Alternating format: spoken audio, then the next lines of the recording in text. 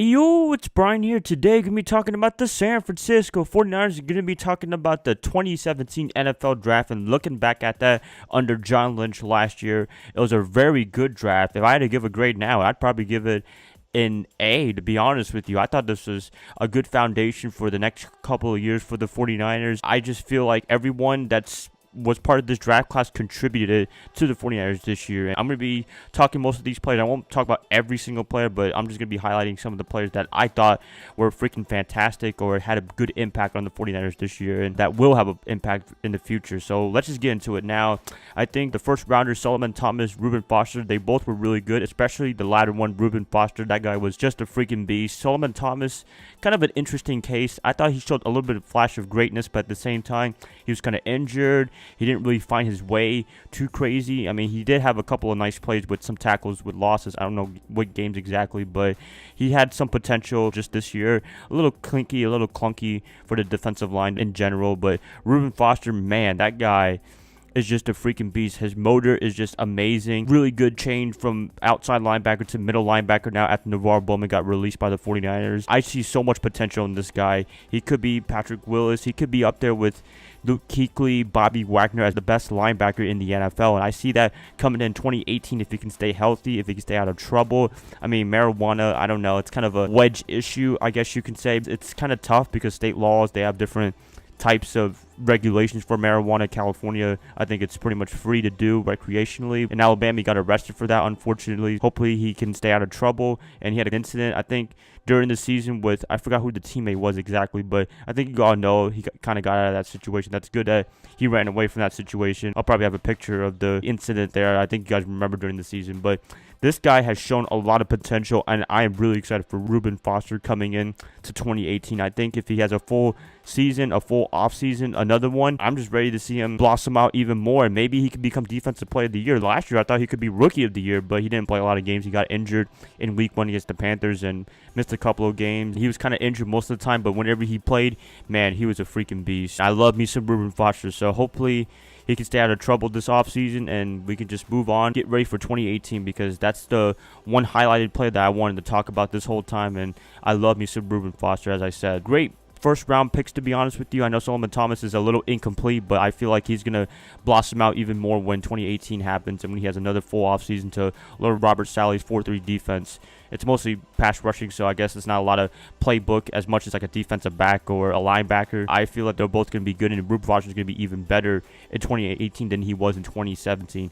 Now, Ahkello Witherspoon, third-round pick. At first, he was struggling a little bit, but I think he blossomed out near the end of the season. He had a couple of interceptions, nice ones. I think he had one against the Jags and Blake Bortles, and we all know Jacksonville's defense. I know he didn't play against Jacksonville's defense, but still, Blake Bortles, he was living the world on fire a little bit. I know I said a lot of things about Blake Bortles, but last year he was a pretty damn good quarterback. I will say that. I'll give him some credit for that. I'm just excited to see some more Kayla Willis. I don't know if he could be the dominant number one cornerback, but I feel like he could be a pretty damn good quarterback, and he's shown that near the end of the season. I'm excited to see what he can do. This is a very young backfield led by Eric Reed. I don't know if Eric Reed's going to be leaving free agency, but we'll see what happens. I would love to see him come back. I mean, if you asked me in the beginning of last season, do I want to keep Eric Reed? I was on the fence, but after seeing him play this whole year of going from free safety, I think, to linebacker and then to strong safety, I think that's how it went.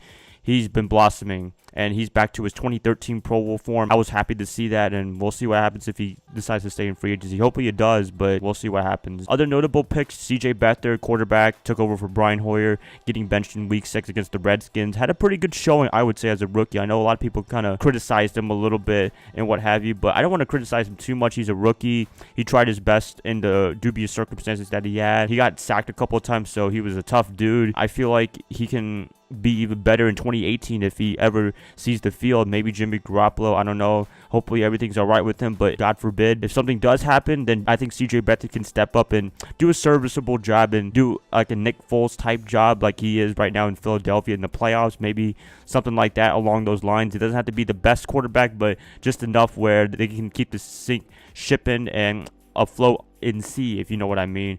So I'll see more C.J. Beathard in 2018 maybe. I'm not sure, but I feel like sitting on the bench for another season or this whole offseason learning Kyle Shanahan's offense in case I think it's going to be good. Another worthy pick is George Kittle. George Kittle has come alive this whole season, in my opinion, especially with Jimmy Garoppolo near the end of the season. But with a 2 tight end system with him and Garrett Sellett has really shown his talent as well this season. I know he's been all right for the past couple of years, kind of.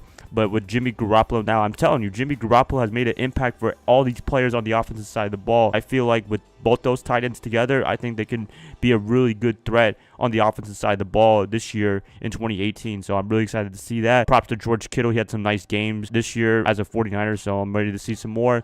I think the last one I want to talk about is Adrienne Colbert. He's shown light as well. I mean, these defensive backs, these defensive players, they have shown themselves near the end of the season. That's really good under the 5-game winning streak. I know early on they struggled big time, but it was more Brian Hoyer not doing crap and struggling big time on offense and always getting 3 and outs, and then the defense can't really do anything because they're so damn tired for getting on the field long. But with Jimmy Garoppolo playing, they got some time to rest. They don't have to rush in and rush out real quickly. I'm just happy for this team overall, and Adrienne Colbert, I think he's one of the great stories right now for the 49ers. I don't know if a lot of people are talking about him, but I'm pretty sure if you're in Niner Nation in San Francisco and Santa Clara, I'm pretty sure you're talking about Adrienne Colbert because he's a hard hitter, and I'm ready to see some more of him as a safety because after taking over for Tart, he's really shown to be a great defensive back for the 49ers and pretty good solid place right now as defensive backs. I think Adrienne Colbert, Eric Reed are in the very, very deep safety fields. And then I think Ahkello Witherspoon, Dante Johnson are on the opposite sides of the corner, which that's not too bad at all. I wouldn't be opposed to them starting week 1. Maybe they can go after the cornerback in the draft. I'm not sure. I don't want to talk about that yet, but I feel like right now, if this was the week 1 starting lineup, I would be happy to see that lineup because I think they have shown a lot of potential at the end of the season. This year, I think they can blossom even more in 2018. So that's going to be pretty much it, you guys. John Lynch, got to give him a lot of credit for his first draft ever. I don't think he's ever done this before. He's done some analytics or whatever during his time in Fox, but running the team, running a draft, this is his first time. Very impressive. I think this can be up there as one of the greatest drafts in NFL history if they make the playoffs and maybe go to a Super Bowl in the next couple of years. I'm not sure.